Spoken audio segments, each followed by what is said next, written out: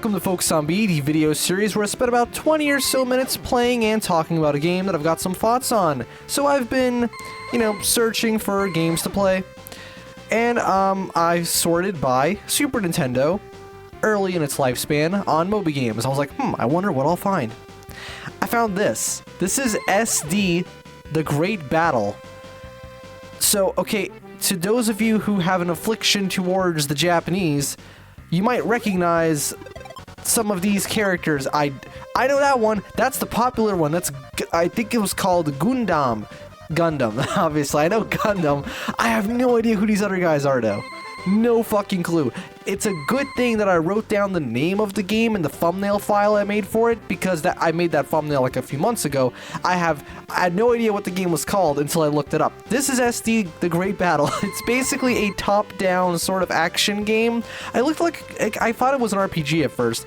It's not. Thank God. I fucking hate RPGs. Okay, I don't hate RPGs. I just have fundamental disagreements with the way those games work, and I might end up doing a Focus on B on Japanese. Yes, I can read that for sure. Why am I doing the Japanese version, actually? Because if you've been digging around the internet, you might know that there actually exists an English patched version. It's not official, but it exists. It's because there's no point in playing it, because this game doesn't require, for one, there's English text for some. Why do they do that? Why do so many Japanese games still have English? Did you know? You've probably seen it because it got a couple views. My Ridge Racer video, Ridge Racer Type 4, Ridge Racer 5. I was playing the fucking Japanese version. You probably didn't even notice, because everything was in English, but that was the Japanese version, actually, that I recorded. One guy asked me, why'd you do a PAL version? It was a Japanese version, bro. Not the PAL version. Fuck, okay, I'm taking some damage.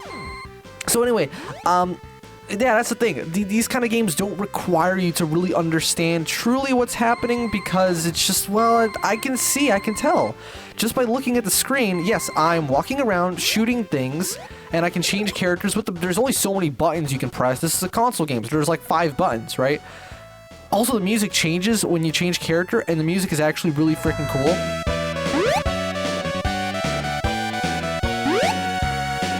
It's so fucking anime music cliche, you know what I mean? All the chord progressions they typically use. Oh, you know what? I can imagine this being a genuinely fun game with the jumping mechanic here. It's interesting because I've been kind of into the concept of top-down games ever since I started getting into game design, especially because it's actually, even though it's not my favorite way to make a 2D game in general, I'd much rather play a fast-paced 2D platformer. I wonder which one I'm thinking of right now. At the same time, I think it's actually really cool how top-down can be almost like a substitute for 3D in 2D, because this is kind of 3D. It's not, obviously. It does have this kind of from the front isometric thing going on. It's not totally isometric, but it's not top-down. It plays top-down, but it looks like it's kind of from the side, not the side, but it's at an angle. Look, when you look at the guy, it's like he's looking right towards you. And then he's got his back turned. This could be for a 2D platformer. It's one of those weird kind of games where you have this illusion, right? Even though it's actually just totally top down. And what's interesting is that it's a format that is very synonymous with RPGs. I can't think of a single non-top down RPG. What the hell is that thing? It's the... Yeah, yes! I win! And the music's different now. No, it's not. It's a format that's synonymous with RPGs. I can't really think of that many top-down platformers, right? I mean, there's a lot of... The GBA had a fuck ton of, isometric platformers for some reason. And, pretty good ones at that. Except that, of course, typically when you think of an isometric platformer, it's this game clearly is it has more of an emphasis on the shooting rather than the platforming. I mean, you can't even fall off. Look. I can't fall off the platform, off the block. I have to wait for the thing, and yeah, I can't fall off here. So these are basically just ways to get from point to point. It's not really a platformer, and I'm okay with that. What the hell? Why is there a dinosaur with a...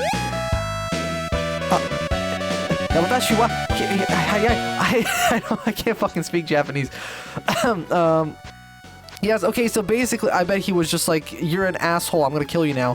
Why can't I switch characters, though? Can you only switch characters once? That's interesting. Look, I'm trying to switch, but I can't. Oh, yes, I did a thing, and now I'm... See, that's really fun, just trying to figure out what the fuck is going on based on just visual cues, you know?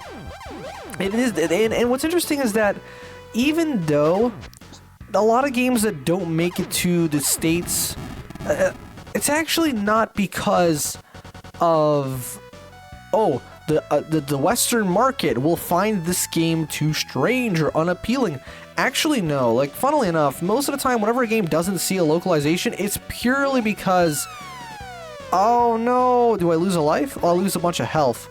It's purely because of the game just not being, I guess, successful or popular enough among a certain crowd. It's not necessarily that they won't understand it, or I mean, I guess maybe they don't understand it because it's not popular, or the other way around. I mean, it's not popular because, I don't know, like, this kind of game isn't too far from what you'd see on a Western release. I'm sure I'm not like the most familiar with the Super Nintendo's catalog, to be honest, other than like the big boys, of course.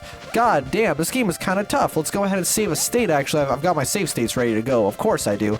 I'm gonna be doing Mega Man X after this. Mega Man X free, specifically. I'm gonna need those because that game's fucking tough. But anyway, but as for this game though, so far I don't really have much of an impression of its difficulty. I literally haven't played it like at all. Like, this is the most I've played it for this video. I just found it, and I found a ROM, and I was like, okay, well, that's... No, I mean, I bought an actual Famicom cartridge that is now 34 years old. Holy shit, this game is... You know what? I just realized something that I refuse to believe is a real thing. The year 1990 is closer in time to the year 2000 than we are to the year 2000. I refuse to accept that as a fact, but I guess maybe I shouldn't because it was a year before I was born. And everything before you were born, as we all know, is the Stone Age. At least that's how some people seem to think. I don't really know why. I'm over here like, yo guys, have you heard of the PlayStation 2? It came out 2 days ago. Wait, what? Except that not. Anyway, so, impressions of this game so far, I don't know, I probably wouldn't play it that much.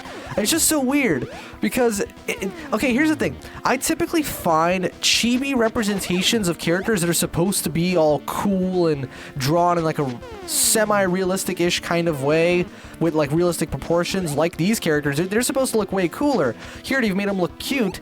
Typically, I find that absolutely fucking revolting. Like, I hate it so much, just seeing bobblehead fucking versions of, like, popular characters. It just makes me want to kill someone. But here, I think it actually kind of works because Japan just has a fucking... They have a knack for making characters that are cute, but also kind of look cool. Okay, I think I'm just supposed to shoot the fuck out of him. Yeah, I'm trying not to die here because I don't know how this game's checkpoint system works. I don't know how far back it'll send me, so I'm just going to keep doing this until I don't die. I really hope this game is... Wait a second. Is that a fucking pentagram on the floor? Oh my god. How did Nintendo... How did Nintendo allow that to happen? Oh, you just respawn instantly. Okay, good. Because you know how Nintendo are. They're like, what? You put man with mustache responsible for particular events during the 1940s in game? No, you can't do that. Doesn't matter, your whole game revolves around that, and it's like, you know, it's like Wolfenstein. It's like, no, dude, I fucking love the way. There's this guy, I kind of call him like Budget LGR, but he's got a very different kind of channel. His name is Phil's Computer Lab. He's really cool. I love the way he says return to Castle Wolfenstein. It says like, return to Castle Wolfenstein. It's so good, because I don't think he's German. He seems to live in Australia because he always references Australian prices, but that is not an Australian accent. I don't know. I really enjoy his content, though. He's the reason why I'm aware of the fact that some graphics cards are actually underclocked compared to what they should be, and that's how they sell them for cheaper and blah, blah, blah. Even though, wouldn't it still be expensive to...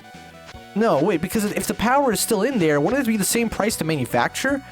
Unless maybe they skimp out on the cooling, because the cooling must cost something to put in the card, right? Therefore, they give it worse cooling, but it doesn't need its cooling to be as good.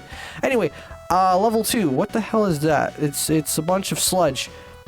You know, I can't imagine how difficult it is to draw sprites, especially to draw, like pre-rendering, whatever, but actually drawing them with no visual reference, to draw them with at this angle. I mean, obviously, these sprites right here I'm walking on, they're just forward-facing, top-down, whatever. Well, not forward-facing, but they're just, yeah, as they are. And even the characters don't seem like it'd be that hard to draw them, but that, for example, the off to the side, it's like, you know what, actually, the illusion isn't even that great. I think they should have maybe darkened it off the... Why am I talking about that? I don't know, but let's just keep running through the mossy cobblestone and seeing what else we can do in this game, because...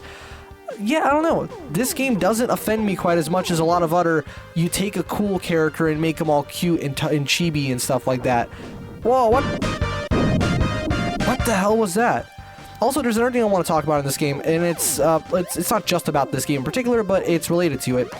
And I love how, you know how with certain game generations, you really notice how games that are earlier in the generation feel just like souped up versions of the older gen, and that was especially common like on the PS2. Early PS2 games are just N64 games pretty much, and early PlayStation 3 games are just HD PS2 games, HD late PS2 games, that is, and you know, late Xbox games are just proto 360 games, if that makes sense. I assume I have to jump over these, right? Or maybe not. Well, the same thing is happening here. Even though this game clearly looks and sounds a billion times better than anything that could have been on the NES, I can still imagine an NES game like this. You know what I mean? Just the way the characters move, the way the game feels. It doesn't seem to be doing anything from a movement and or physics and or character building standpoint differently. It probably has nothing to do with it. I have never developed a game for the Super Nintendo, but still, like when you look at a game like Mega Man X, you're like, that could not happen on NES. Just the way that he moves, I cannot imagine it being so fluid. Or even like the prototype versions of Rayman, even though they later put that on the... But I can honestly imagine some crazy motherfucker actually backporting the Rayman we got on PS1 back to the Super Nintendo. Not recreating the version of Rayman that was going to be on Super Nintendo. No, I mean like the version that would have been more advanced, the one on PS1. I could totally see that happening. Oh yeah, you see, because... Yeah, so there is like proper parallax on... Is it? No, it really isn't. It seems to just... Basically, there's this layer that covers the character, right? I wonder how they do that. I wonder how I would go about doing that. I mean... I have no idea, honestly, to make... I mean, I guess I could just put it on a separate... Yeah, that would probably make sense. Because you can have your different... You have a node tree, and it tells you how the game renders everything from front to back, essentially, in 2D. Anyway, what was I talking about? Oh, Vigigame, yeah. Oh, it's Snake Man... Cobra Man from Mega Man X8, X9, I mean, the game never had... Dude, actually, no, it would have to be something Cobra, because, you know, they're Mavericks, not Man. I forgot about that. Ow, you asshole. This guy's weapon sucks. It's so hard to hit anything with it. Maybe I just suck. Let's change. We can go... Oh, let's play as this guy. Let's play... No, change again. Yeah, okay. I haven't tried playing as this guy that much. He's gonna do with the Ice Beam. I don't know who he is. Honestly, I think I've seen this, like, I've seen the image of this guy on, you know, on the internet occasionally, but it's like, I don't know. I know Gundam, and I don't know the other guys. Of course, Gundam would be the most popular one. I wonder why. I've never really been too into giant mech robot things. I've never even cared for stuff like Evangelion, you know what I mean?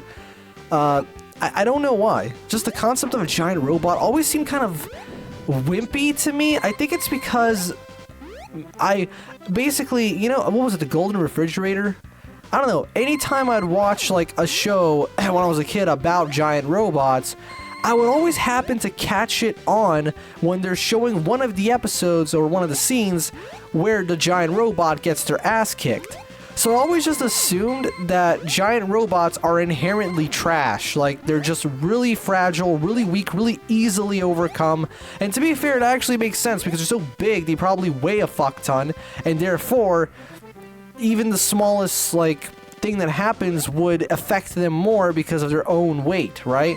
Like how when you drop, like, your phone, it probably won't break, you know, assuming, yeah, it probably won't break. I've dropped mine plenty of times and it's still just fine. Not even a cracked screen. And, it's because it's light, generally. But you drop a laptop and you're fucked, you know what I mean? Because that thing weighs significantly more and therefore its weight, it makes it, it affects it more. Like gravity just happens to be like, no, you're gonna die now. Bye-bye hard drive. But yeah, so that's why I've always assumed that just giant robots are just complete garbage and suck at everything, you know? And for some reason, I used to find the golden refrigerator just, like, really freaking sad. Like, I used to, like, the image of him was just like, wow, that's a very depressed robot. Like, robots can feel anything. I don't know why. Like, for some reason, robots make me feel like a certain emotion that I can't describe. Just very negative emotion, though. It's like, it feels like they're miserable, even though they don't have feelings. That's the whole point. But, I don't know. I don't even know if it even was the golden refrigerator that I watched as a kid or if it was something else. Why the hell are we getting bombarded? I have no idea what's happening in this game, by the way. I'm just, like, moving through things, of course. And it's not even because it's Japanese. I mean, it's partially because of that. But also because I just don't... like, the context is just like, okay, so we're a guy and we're... Yeah. This is a... Wow, fuck, it's a weird game, but I'm so glad I discovered it. That's the great thing about the variety of games you get on different systems. That you have, like, the kind of heavy hitters, the ones that, like, everyone knows and we just all generally accept as classics, and it's just like, yep, but you play it. You know, the Super Nintendo is basically the Mega Man X and Super Mario World machine, right? And Super Mario Kart, and Mario Paint, and Yoshi's Island, okay, and Metroid, and Star Fox. Oh, okay, Star Fox hasn't aged super great, but you get what I mean. In the Earthbound machine, I guess. It's got some of those games, right? And then you have shit like this that's like, what the fuck? This existed, and this was like very early into the lifespan of the system. It was December of... No, I'm thinking of something else. I think it was it early or late 1991? I'm not exactly sure, but this was not a launch title, but it was very early in the system's lifespan. And again, as I said, it really does feel kind of like a just HD remaster of an NES game in a way. Not that that's a bad thing. Oh, I love how he only has like 2 sprites of animation. That's great. Are we gonna go in now? There you go. And yeah, so that's pretty much my impressions. I can jump backwards. Do it again. Damn it. Those are my impressions of this game as a whole. Am I gonna keep playing it after this video? I don't know. Probably not, because I don't know why, but top-down games just don't interest me that much, because this, no matter how much visual variety they cram in there, there's something inherent about the movement that just makes it not very interesting. I'm sure that there are plenty of games that could capture me if I were to find them that are top-down or semi-top-down like this, because this isn't like a full-on bird's-eye view top-down game. As you can see, it's kind of like an illusion, but still, I really am interested to find out more about, like, the depths of why we have certain things that appeal to us more or less. It's like, why do I not like this that much? So why do I find it so uninteresting? Why would I much rather play a more traditional 2D platformers? Because that's just what I know? Well, I actually grew up playing a fuck ton of top-down flash racing games as a kid. Some of which I still wish I could find to this day. Except that, see, back then, you know how, like, there used to be these ads where they would just flicker through a bunch of different games? I used to genuinely think as a kid that you had to click on it when the particular game was being shown to get that game. So I would deadass click on the ad to send me to the site with the game, but I would close it, then go back and keep trying over and over until I got specifically the game I want. See, now I know it's just a GIF. It's gonna lead you to the same place no matter what. But I used to think that, so I was like, no, I want this game. So I'm gonna go back, time it. 1, 2, 3. 1, 2, 3. And the thing is, I know one of the sites I used to visit was Miniclip, and that one, I think it's still around. I don't know if it's been ruined or not. I don't really care, but there's a different site which was all blue and had all these different, images of cars and shit. And I really wish I could find it. I have no... it doesn't exist anymore. Let's be honest. That was the mid to late 2000s. It probably doesn't even exist anymore, or has been purchased by some fucking Taiwanese company or some shit. You know what I mean? I will not find it. Like, that's a fact. In fact, no one will find it, unless it's maybe been archived, the Wayback Machine, something like that. But no, you're probably not going to find exactly what I'm talking about, because it's just not... Can I switch? Uh-oh, I loaded the state. Can I switch characters? I can, but... Oof. But you don't... It's not like TMNT where it's like you have a separate health bar. You just... Okay, fuck it. I'm literally just gonna punch this guy in the face like this. Actually, I'm kicking him. There you go. He's dead. Hey, not even a celebratory thing. Okay, there you go. I guess that's just gonna send me back over to... Oh my god, who the fuck are you? I guess that's like the big bad boss. Okay, we're gonna take him out and then we're gonna end the episode. Who's that over there? Who's trapped? I don't know. Why does only this character have a different jumping animation than all the rest? And who am I saving? I don't know. I'm sure someone is actually very familiar with these characters. I can't believe that these characters that I always assumed were a little more recent have actually existed since the early 90s. Like, I don't know why, especially Gundam. I didn't think Gundam was that old. It's obviously gone for some changes. But still, I've actually heard the opening theme song to one of the more recent Gundam animes, and fuck me, those chords. It's like, what the hell? It's not really that weird. Okay, I don't know how to... What is this pattern? So he jumps, and then he... Okay, so it's a pattern based... I mean, most bosses are based on patterns. You just have to figure out, like, when are they going to stay still? How do I avoid their projectiles? See, this can be very engaging. In fact, I really like what they're doing here with the fact that you don't get hit by him when he jumps like that, because they do that in order to simulate the effect of him being over you, right? Ah, shit. Okay, but he jumps a lot more. But it seems like he doesn't really react too much to your own attacks. Like, he doesn't care if you're shooting at him. He's not going to move out of the way. He's just going to sit there following his rigid pattern, I think. Is that what's happening? Yeah, okay, he's dead, and that's gonna do it for this episode. We win. Dun, yes, we win. Cool. Kimino wa, yeah, mode 7 effects. Cool, so, that's gonna do it for this episode of Focus on B, the single-part video series where I spent about 20 or so minutes playing a game that I've found and I've thought about things, and this is a weird one, but it's actually not that weird. Like, gameplay wise, it's pretty standard. Ooh, see, there you go. That's a convincing parallax effect. I like that a lot. Anyway, this has been SD The Great Battle 1991 Super Nintendo.